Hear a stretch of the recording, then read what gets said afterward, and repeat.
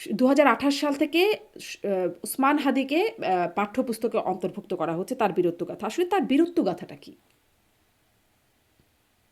আচ্ছা, ওসমান হাদি কিন্তু আসলে তাকে আমরা চিনি চিনি তো খুব কম সময় না, হুম, 24-এর আন্দোলনের সময়টা থেকে চিনি। যারা ঢাকা ইউনিভার্সিটিতে তার ক্লাসমেট ছিলেন, যারা তার সাথে পাঠচক্র করতেন, তারা হয়তো আরো আগে থেকে চিনেন, কিন্তু আপনি আমি তো বেশি দিন হয় চিনি নাই। হুম।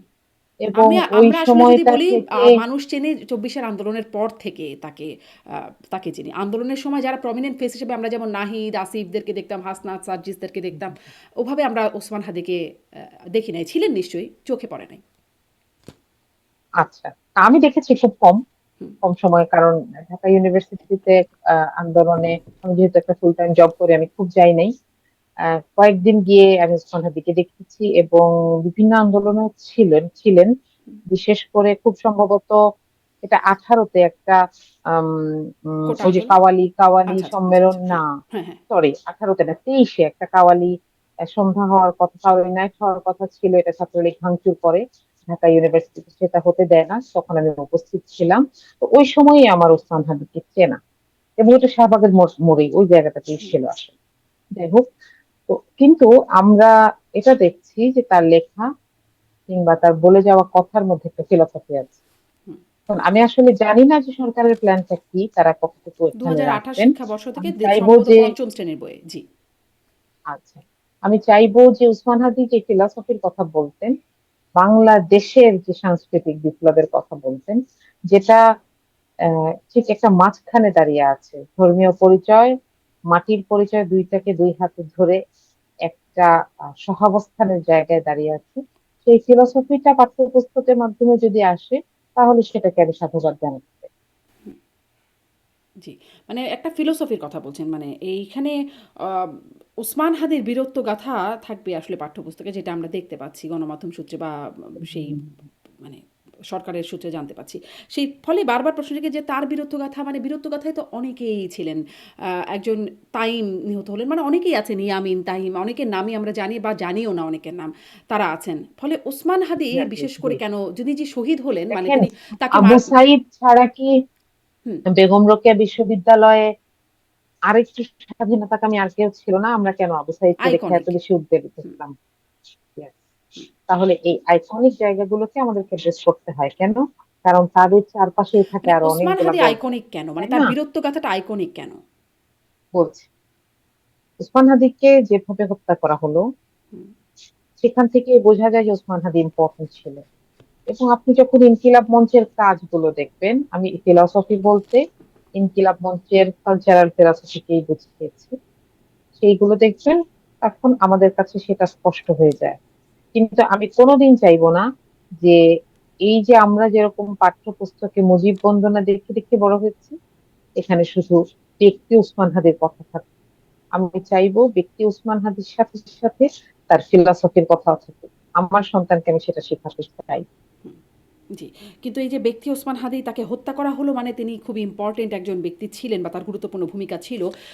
কিন্তু যখন হত্যা করা হলো তখন অনেক কিছু হলো। তখন আমরা দেখলাম শিবিরের মানে সরাসরি সম্পৃক্ততা, প্রথম আলো, ডেইলি স্টার, উদীচী এগুলো আ গুঁড়িয়ে দেওয়া, ভেঙে ফেলার পেছনে বা পরবর্তীতেও সেটিকে ব্যাখ্যা, জামাতের অনেক অ্যাক্টিভিস্টরা সেটির পক্ষে ব্যাখ্যা দিয়েছেন, যেটি সঠিক কাজই হয়েছে।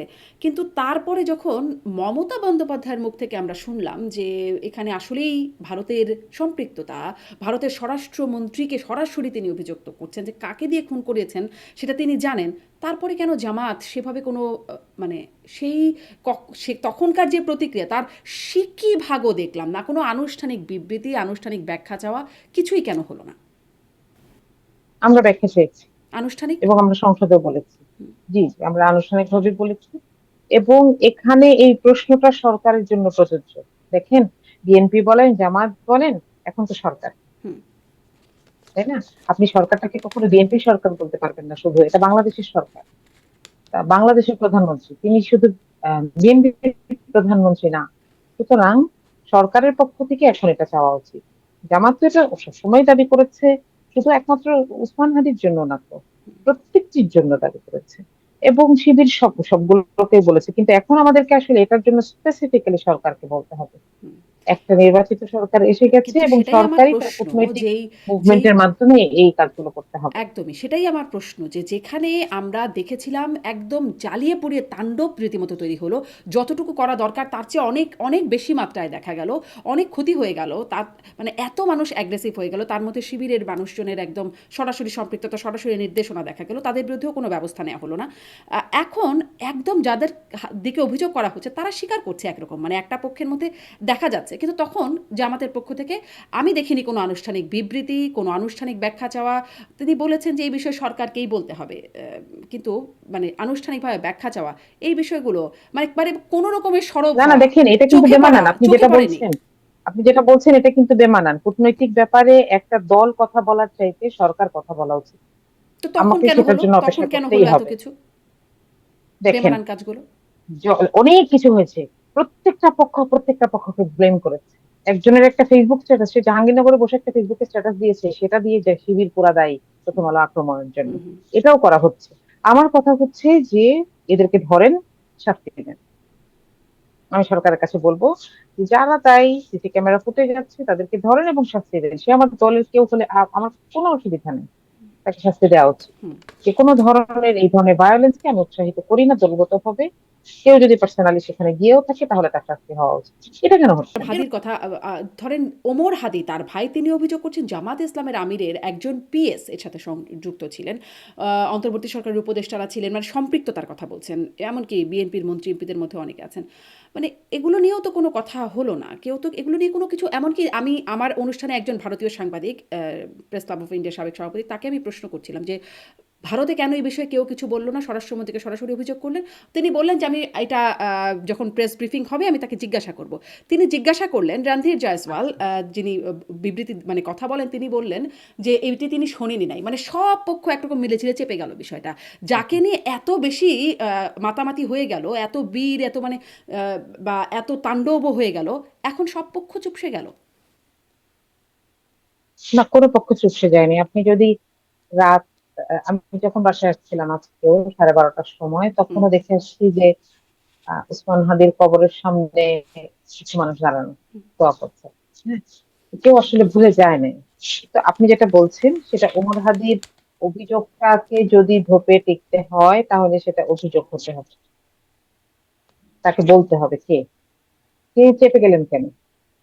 আপনি যদি ওমর হাদির পদক্ষেপ গুলোকে অবজার্ভ করেন, আমার মনে হয় ব্যাখ্যাটা স্পষ্ট হয়ে যাবে। আমি এটা বলতে চাই না, কারণ আহ, এখানে আমার কাছেও কোনো প্রমাণ নেই। কিন্তু যিনি অভিযোগ করেন, বাংলাদেশ বলেন পৃথিবীর যে কোনো বিচার ব্যবস্থায় অভিযুক্তের দায়, এটাকে অভিযুক্তর দায় নয় তাকে প্রমাণ করা, নির্দোষ প্রমাণ করা। যে অভিযোগ করেন তার দায় যে তিনি এটাকে প্রমাণ করবেন।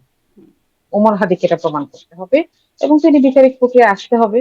নইলে ওই অন্য দেশে বসে একটা সরকারি সুবিধা ভোগ করছেন, নতুন সরকার আসছে, তিনি হয়তো তার আনুগত্যকে রিনিউ করতে চাচ্ছেন, সেটার একটা প্রসেস কিনা এটা আমি জানি না। না, তিনি আমার এটা বলতে বিএনপিরও খুব মন্ত্রী কষ্ট এমপিদের হচ্ছে, কথা কারণ বলেছেন যার তিনি, মধ্যে আছেন।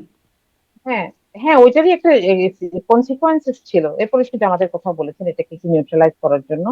এখন ব্যাপার হচ্ছে যে আমার জন্য এটা কষ্টকর যে আমি ওসমান হাদির ভাইকে এই জায়গায় দেখতে চাই না, কিন্তু স্টিল যে কেউ যে অপরাধ, যে কোনো অভিযোগ করেন তাকে সেটা প্রমাণ করতে হবে।